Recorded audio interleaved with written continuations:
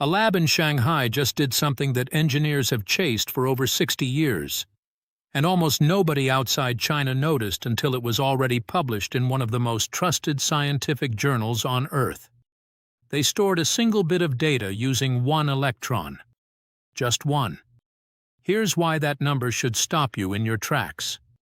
Every phone in your pocket, every AI server humming in a data center right now, stores a single bit of information using roughly 200,000 electrons.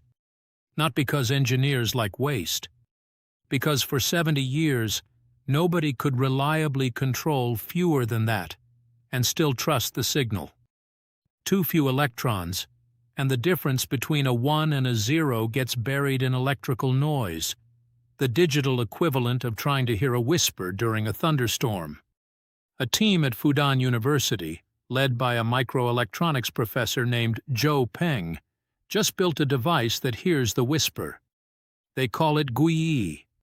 It's a two-dimensional flash memory chip built from graphene-based materials only a few atoms thick. And it does something that sounds almost impossible.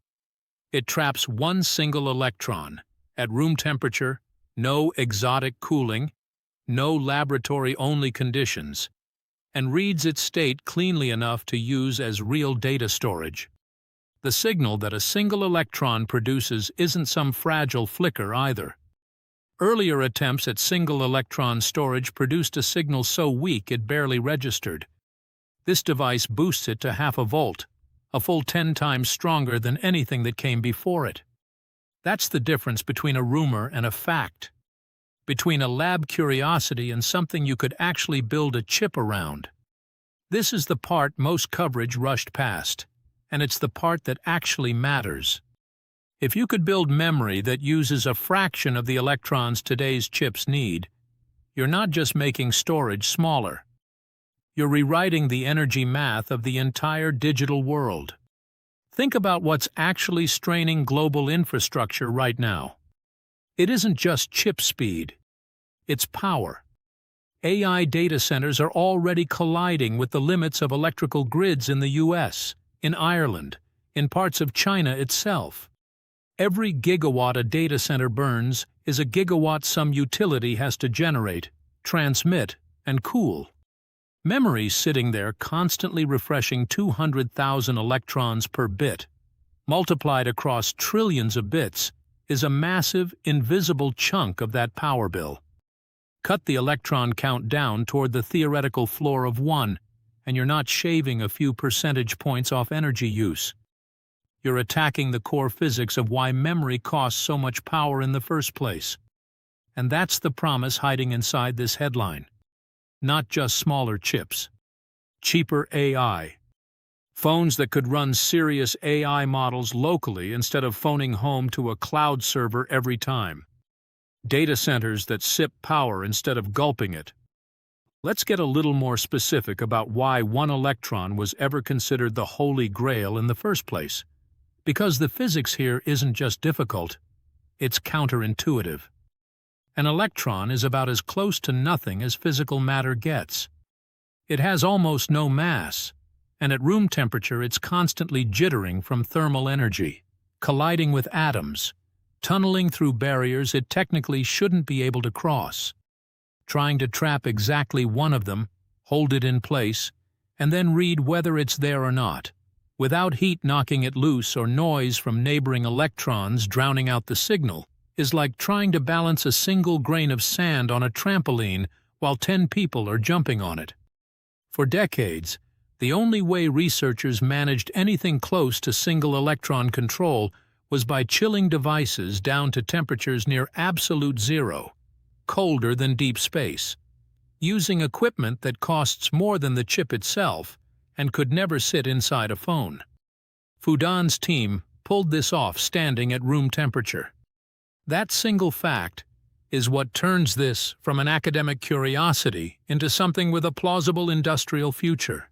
Now here's where I have to slow down and be honest with you, because this is exactly the point where hype usually takes over and truth gets left behind.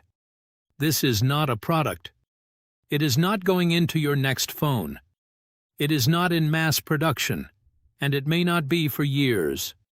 What Fudan's team has actually proven, published in the journal Science on July 16th, is that the physics works. That a single trapped electron can be read reliably at room temperature with a signal strong enough to matter. That is a genuinely rare kind of result.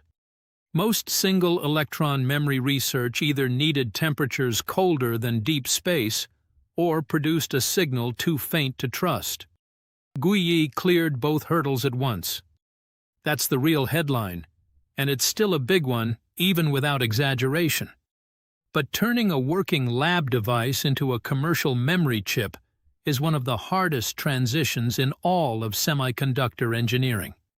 Joe Peng himself has said that for this to actually reshape the storage industry, the technology has to make it into mass production first. Researchers are reportedly aiming to spin this into a company and bring it to market within the next 5 years. 5 years, in an industry where 5 years projects routinely become 10, or never happen at all. So let's separate what's confirmed from what's still an open question, because both sides of this story are interesting. Confirmed. A room temperature, single-electron, two-dimensional memory device exists.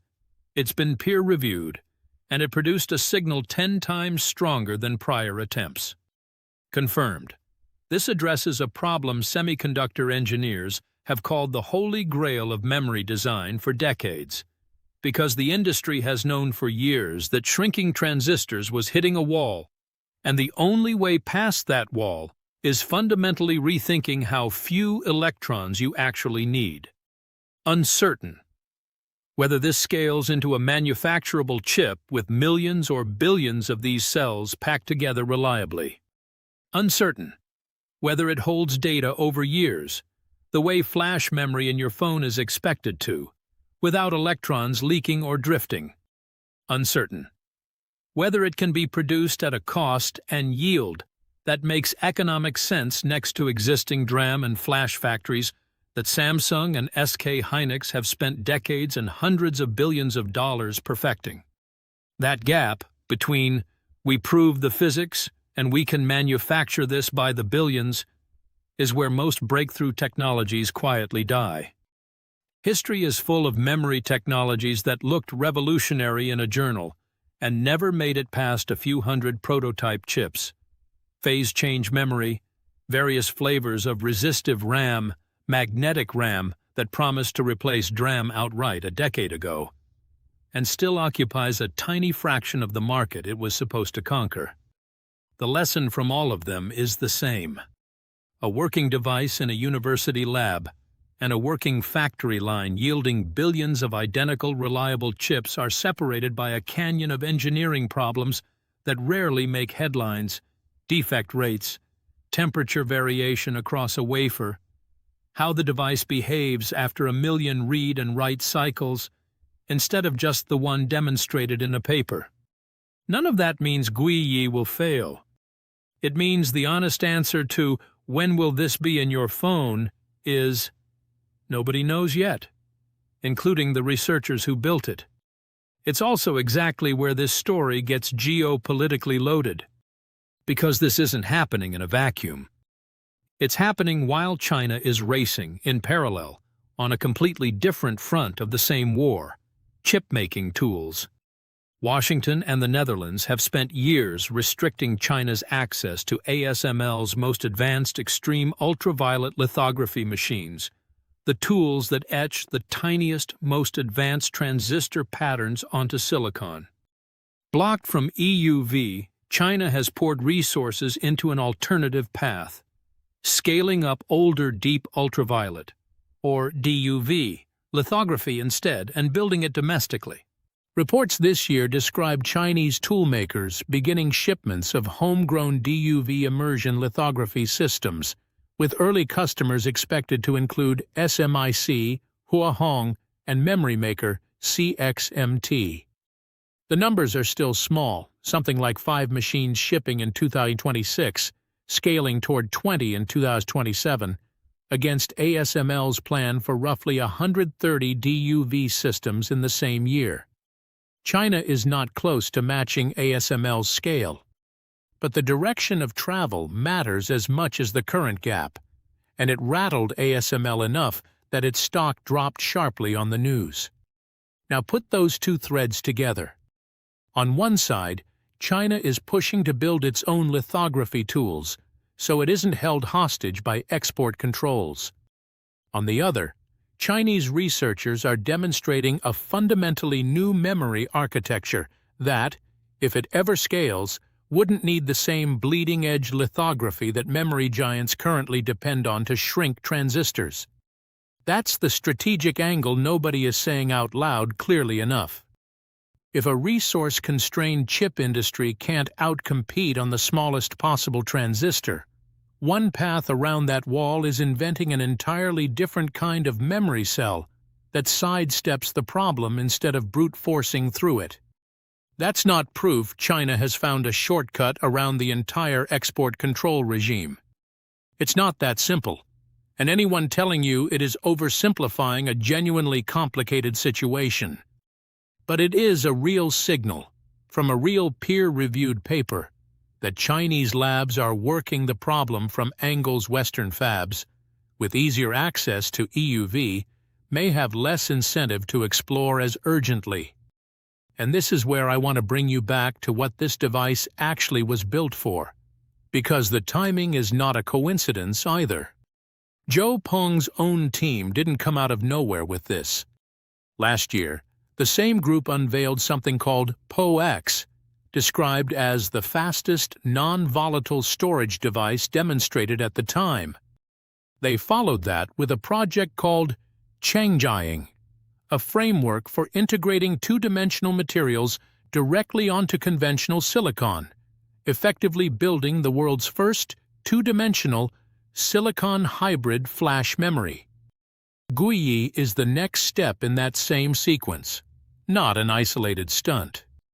This is a research group deliberately building piece by piece toward memory that could plug directly into existing chip manufacturing rather than requiring an entirely new factory built from scratch. That detail matters enormously, because a breakthrough that only works in an exotic purpose-built fab rarely leaves the lab. A breakthrough designed to interface with silicon that factories already know how to handle has an actual shot at reaching production lines.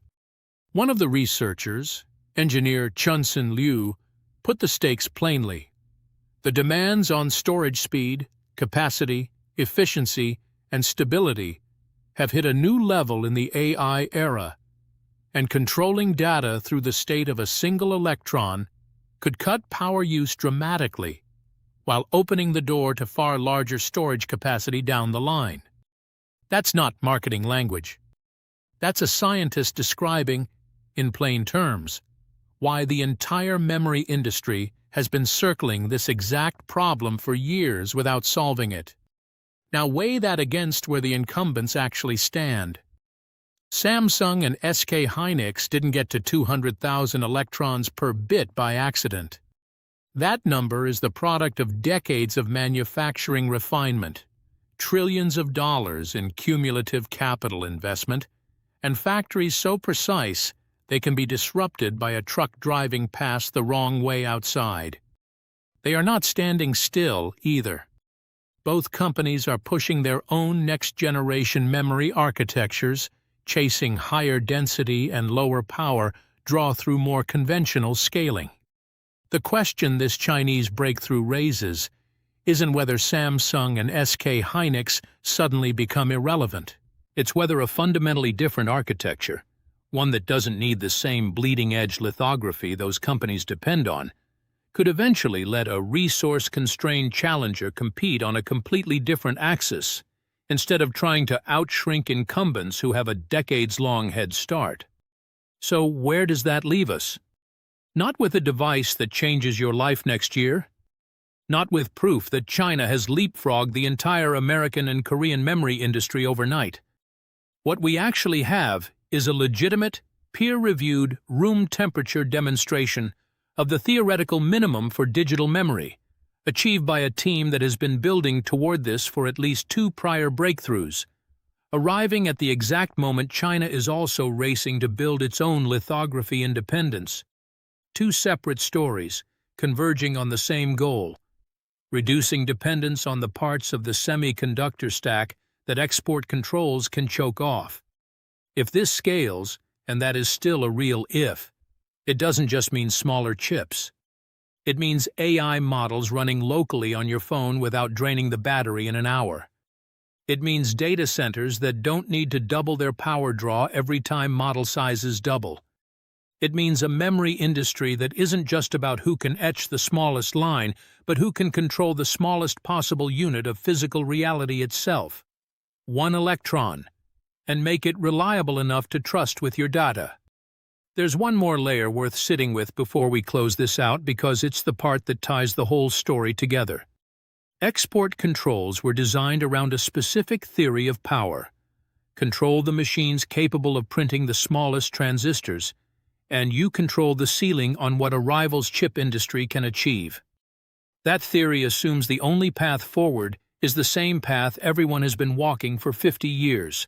Smaller and smaller transistors etched by increasingly exotic lithography.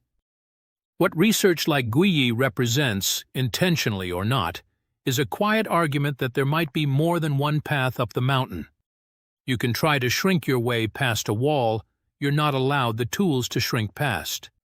Or you can look for a different kind of wall entirely, one built on physics instead of lithography, where the limiting factor isn't how fine a laser you're allowed to buy, but how cleverly you can trap a single particle that's been sitting there the whole time, free for anyone who figures out how to hold on to it. That's why a paper in Science, easy to miss between headlines about GPUs and export bans, deserves more attention than it got. Not because it proves China has won some race. It hasn't, and the honest reporting on this has been careful to say so. But because it's a genuine data point in a much bigger question that's going to define the next decade of the chip war. When you block one road, how many other roads does a determined, well-funded research system find instead? Guiyi is one answer to that question. It almost certainly won't be the last. That race just quietly restarted, in a lab in Shanghai, in a paper most people scrolled past. If this kind of story, the real signal buried underneath the hype, is what you come here for, this is exactly the channel to stick around for. Hit subscribe so you don't miss the next one, because this particular race is only getting started, and the next update might come faster than anyone expects. Drop a comment and tell me whether you think this ends up in real products within 5 years or gets stuck in the lab like so many holy grail breakthroughs before it. I read every one, and I want to know where you land on this.